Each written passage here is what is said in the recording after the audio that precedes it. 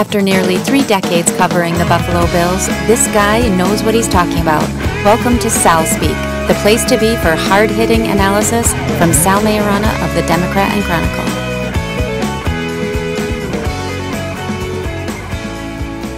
Hello everyone and welcome to SalSpeak. I am Sal Maiorana and I am joined as usual by the DNC sports columnist Leo Roth. And it's Friday, a little bit late this week with the Bills' schedule being a bit screwed up because of the Monday night game in Seattle. So we're glad that you're with us on our unusual day Friday here.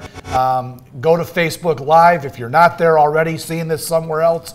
Get to our Facebook page, tell everybody else that Leo and I are now live at the DNC website. So Leo, they play the Seattle Seahawks this week in a game that I think at the start of the year, we figured they had no chance to win, and I don't think 8 games into the season that they have any better chance to win this game. What are your thoughts as we go into this big one? No, Seattle's, Seattle has the luxury, of course, of playing in the NFC West, and even the Bills win there in the NFC West. So maybe lead the division, I think, in the NFC West. Maybe they can stay out there, work some deal, but that said, Seattle's a really good team. Pete Carroll does a great job coaching that club.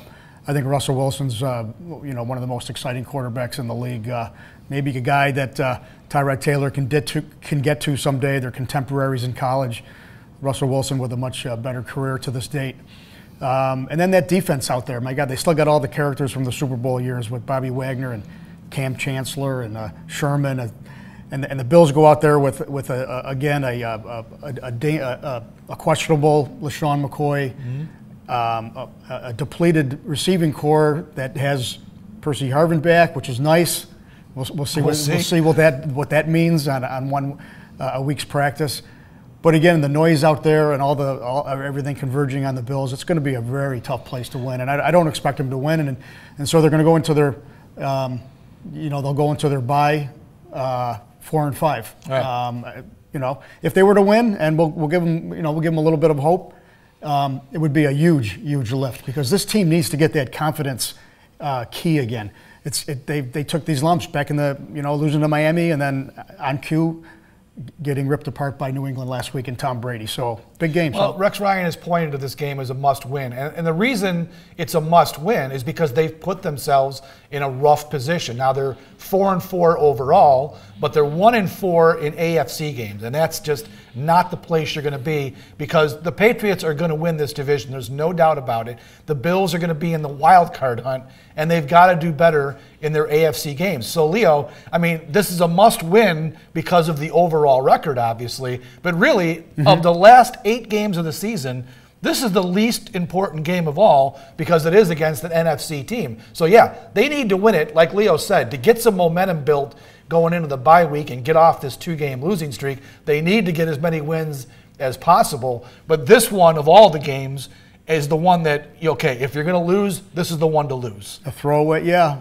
But it's not a throwaway because they have to win. But so I don't think they're in a position to say that. I'm not going to be devastated if they lose this game. No, because of the conference things. Really, the damage was done these last 2 weeks, and it's really on the Bills. The disappointment there is magnified in fact that their division losses and conference losses. They're so far behind in that, and I think I noticed. I think of teams that are 500 or better. The Bills lose all tiebreakers. They're 1-4. It's the worst conference record in teams right now. We're at the midpoint that are in contention for that wild card spot. So Buffalo.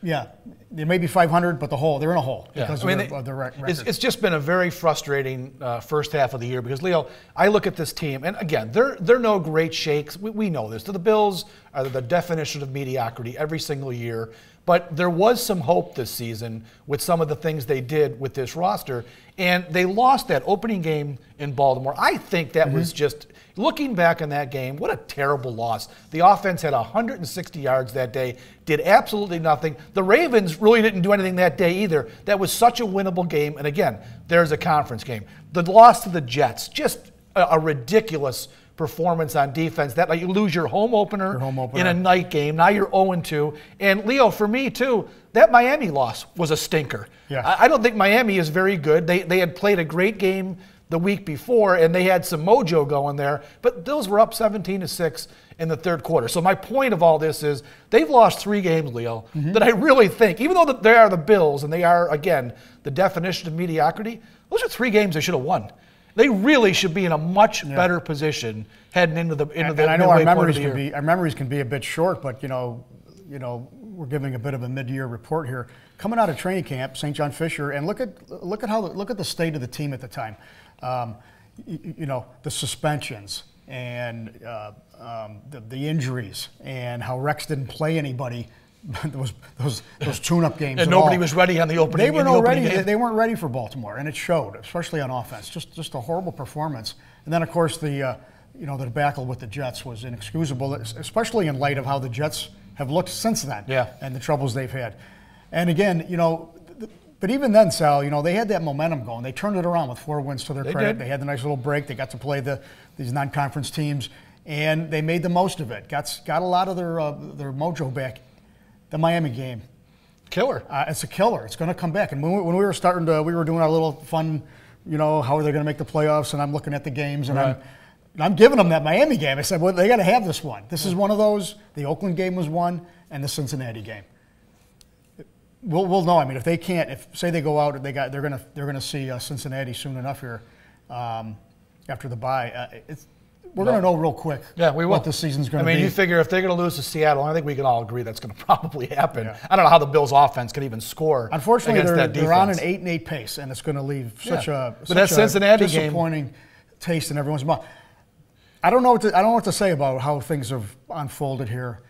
I mean, to me, the theme of the year right now is the injuries, and I know everybody has that. The problem is that the guys that they lost. I mean, some of them it's just really, I mean, Sammy Watkins in this foot thing goes an off-season injury. It's never right. He's not right. He's out. And Marcel Darius, I'll just keep this list short. Darius is the other one. He's the big stud on defense. Suspended. Now he comes back and he's not physically ready to play. Yeah. Pulls his hamstring, plays a game. Now he's got a groin issue. Yeah. He's having a lost year. Well, it is. He's basically on an 8-game suspension is what it really comes down to. He's been completely useless for the first half of the season. Had a decent game last week, but we're told, like Rex said earlier in the week, that he might have hurt. Well, he did hurt his groin. Just not sure how much and what his condition will be for Monday. So yeah, your alleged best player in the middle of the defense has been a non-factor. Your best player on offense has been a complete non-factor. Yet they're still 4-4. So I guess that's a good thing. But again, Leo, this second half of the season, they have just not set themselves up very well. We knew the first half was going to be tougher than the second half. They've got those 3 home games in December. We're thinking, hey, if they're in the hunt, they've got 3 very winnable games at the end of the year. Even the Jets game on the road at the end is probably a winnable game. But it sets up well for them, but unfortunately so. They haven't set themselves up. It's going to be, say they start winning some of these AFC games, get that record, get that 1-4 record back to the 500 area. Boy, it's just looking like one of them times. It really is. Even if they did say, hey, they're 9-7, they aren't going to win any tiebreakers. It's not going to be enough. No. Let's talk about some individual guys here. Let's start with Tyrod Taylor. Leo, I think you and I were on the same page when they announced the extension to him in August, I guess it was.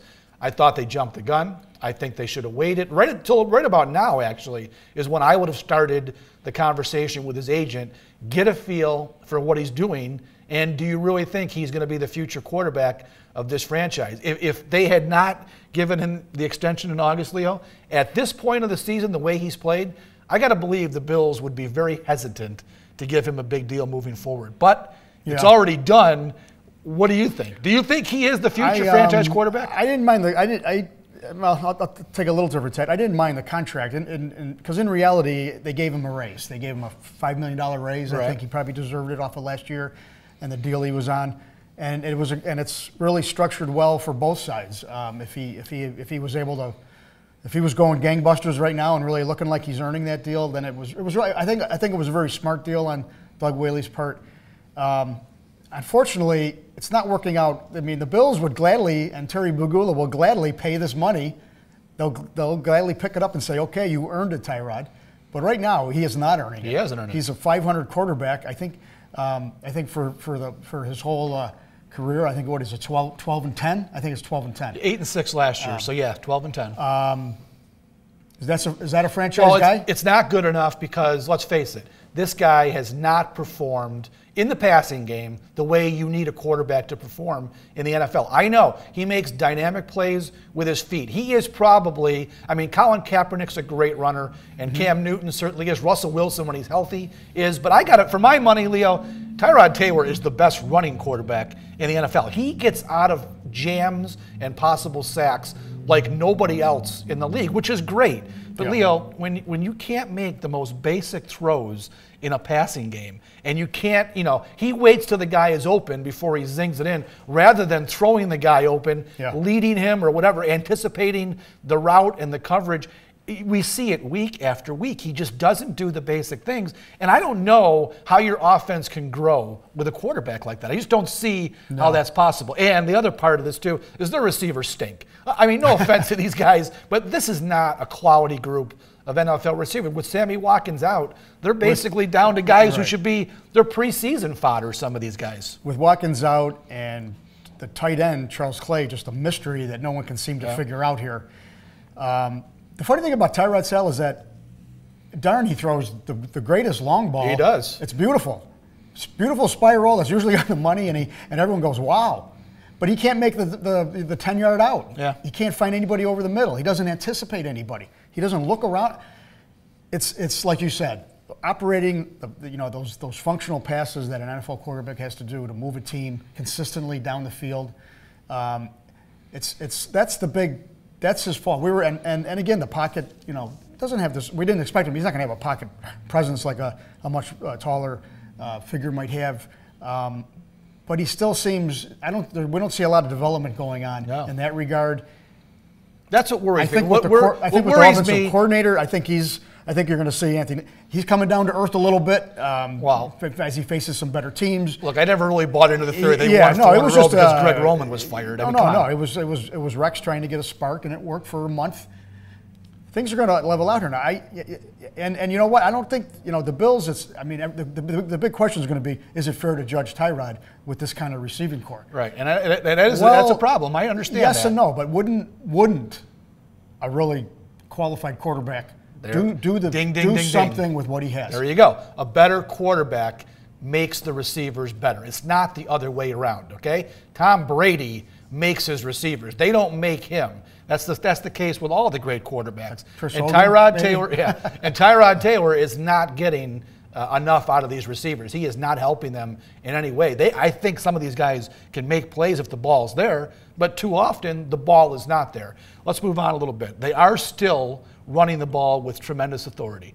Mike Gillislee stepped in last week against the Patriots, 85 yards, a touchdown. They think they're going to have LaShawn McCoy back this week. McCoy was on a Pro Bowl level before he got hurt against whatever the game was. He played in the Miami game and missed the Patriots game. So I guess did he get hurt in Miami? No, he got hurt before. Whatever it was, he had played at a Pro Bowl level, and I think he can return to that level because they're running the ball great. In the 4-game winning streak, he was the starter. He was the offense. He was the MVP. Right. I give LaShawn a lot of credit. I think last year we didn't really know the guy. Fans, we didn't. We saw a McCoy that. Kind of petulant. He was very angry of the trade. He was a guy we're going like, wow, this guy's just what happened? Why did they get this guy character-wise? But I give LaShawn a lot of credit. He's he's come back in a much better frame of mind. He's in a much better mental place, and he's playing. It's too bad he got. Now he's dealing with an injury for a running back. It's the worst one. It is tough. So it's like a foot injury for a wide receiver. Yeah. So hopefully he'll play. And I don't know how he's going to be, but he'll benefit from the bye like a lot of guys with some rest. But if they can get back to running the ball the way they were, Leo, I think they'll have a chance in the bulk of their games. They can't rely on the passing game, but if they run it the way they were, they'll be in these games. They saw their formula: running and play great D, and Tyrod, protect the ball and make the occasional big play. It'll work. Is it going to win you the Super Bowl? No, probably not. But it'll maybe. They're trying to make the playoffs. They're trying to build something here, And we're just stuck in this. We're just stuck on this treadmill. Yep. Let's talk about defense. Rex Ryan's bread and butter. There have been some bad days. Let's face it. The Jets game was an absolute abomination. They couldn't stop the pass. Ryan Fitzpatrick had the game of his life, and then the Miami game was, to me, even worse because at least the Jets have a pretty good passing offense when Decker was healthy and Marshall and all these guys and Fitz was on. The Miami game, there's no explanation for having a guy named Jay Ajayi, who did have a big game the week before his coming out party, to allow that guy to rush for 214 yards, and then you blow a 17-6 lead. That, to me, fell on the defense too, Leo. They got whipped in the Jets game through the air. They got killed on the ground in Miami. And then last week, the Patriots also kind of took them to task in the passing game, although that's Tom Brady. Yeah. So this defense, Leo, while there's been some nice moments, and these guys like Lorenzo Alexander and Zach Brown have come from nowhere to be excellent players for the Bills, this defense, Leo, still cannot be, I don't think, depended on to win you the tough game. We'll find out this week, but this is going to be a defensive game. Yeah, it will be. And they're going to need to be great this week because you know Seattle's not going to give up many points. Yeah. So it would be great if the Bills go out and we would reevaluate at the midpoint. But if they can go on the road at Seattle and just keep that game close and really do their job, they can start saying, hey, they're good. But yeah, they had these clunkers in there, and the great defenses, of course, don't have any clunkers. And I like the fact that they are rushing the passer better. The numbers are up there. Again, we got to look. The caveat is I look at the quarterbacks they played. Right. But you're going to play some lousy quarterbacks. But it is what it is. In the NFL, you do that, with the sack sub getting the production out of a guy like Lorenzo Alexander out of nowhere, which is something. But I like communication-wise, aggressiveness, the way Rex is working in tandem with his brother. It's a better D this year. They're better than last year, and it seems to be this is what we expected out of a Rex Ryan defense. But again, when you gave up those big running games, and then in the secondary, geez, when they lose Aaron Williams, obviously the safety, that hurts. And that really hurt. We saw it against Brady; it hurt. And then alarmingly, is you got your number one corner, Stephon Gilmore, just not playing at a level he needs to be at. Mm-hmm. So that's a concern. And then we talked about Darius earlier, the guy that in the linchpin in front, not being there. Hopefully in the second half, probably going to see a little bit of Shaq Lawson, their number one pick. Right. He's showing some good signs already. That'll be interesting to see. It has been. I'll tell you what. Defensively, it's better. So I kind of like if I were to give the grades, I'd give a C to the offense and a B to the defense. Yeah. Defensive and special teams have been pretty good. It's disappointing to me that this defense, it would have really been fun to see what this defense could have done if Shaq Lawson had been able to be available from day one. And then Reggie Ragland, although Zach Brown has filled in tremendously. To be honest with you, I should probably backtrack. They might be getting a better season out of Zach Brown than they could have ever got from the rookie Ragland. I would say. But my point is, it would have been nice to have Ragland, a second-round draft pick, who they clearly liked in the offseason throughout the whole workout process. They really liked him a lot. And to have had Darius for all 8 games, a fully healthy, non-suspended Marcel Darius. It would have been interesting to see what this defense could have done. But like you said, they've had injuries. The suspension really hurt them. And this defense, we still have not seen in Rex Ryan's year and a half here, I think, the true measure of what Rex's defense could be if he had all the pieces together. Yeah. And I just, we touched on it a little bit. So they had three drug-related suspensions with Henderson, Carlos Williams, and Darius. And, you wanted to say, hey, they're not the only team. But you know what? Stuff like that where guys are it's just not, things just aren't right. You know what I'm saying? And guys weren't there, and they're missing chunks of time. And it's just these distractions that take away from the task at hand. I think it had an effect. I didn't think it would, but I think it did. Even though, in the case of 2 of the guys, we didn't, obviously they're not, Williams got cut, Henderson's a backup. I'm thinking Darius is, to me, is, he's, when I was there yesterday we're at practice yesterday and just listening to this guy, some people have called him the best player on the Bills. I don't know where that came from. Me neither. I don't agree.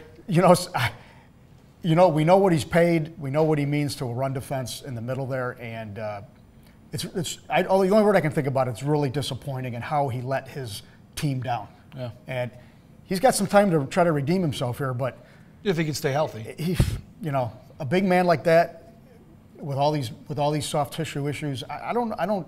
Like I said, he's having a lost year. He is. Let's talk about the Seattle game. We don't want to ignore this. Monday Night Football for the Bills. It's always exciting. To me, the Sunday night game is kind of the premier game now. In the NFL, Monday Night Football has fallen off a bit. But they will tell you it's the only game going on in the league that night. It's primetime television. So it is a big deal for the Bills.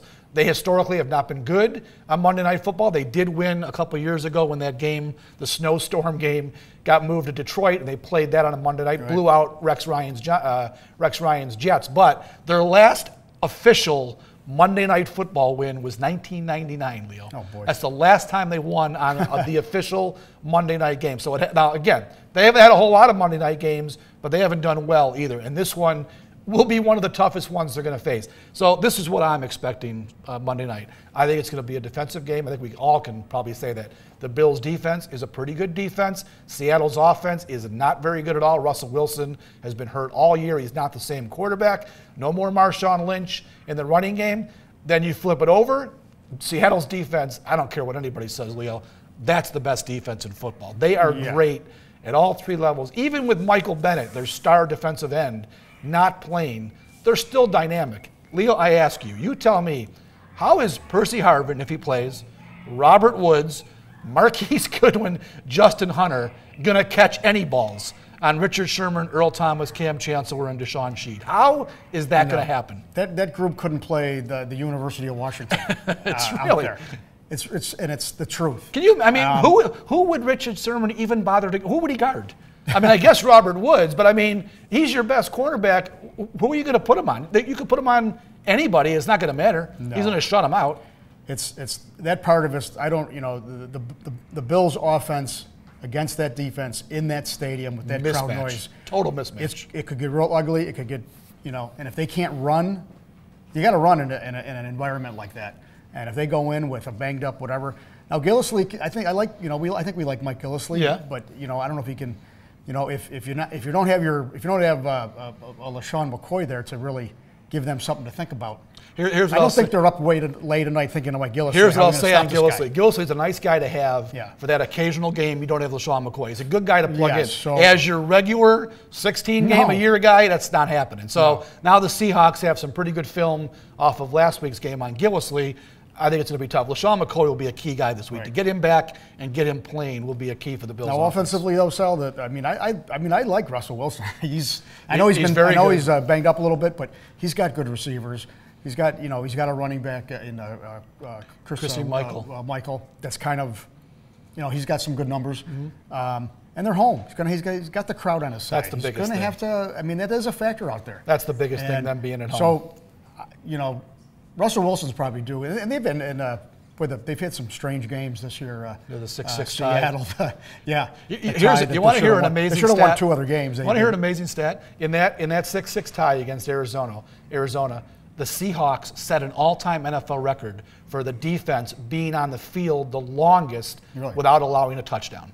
They never allowed it. They were on the field for like 45 minutes in that game because of the overtime and did not allow a touchdown.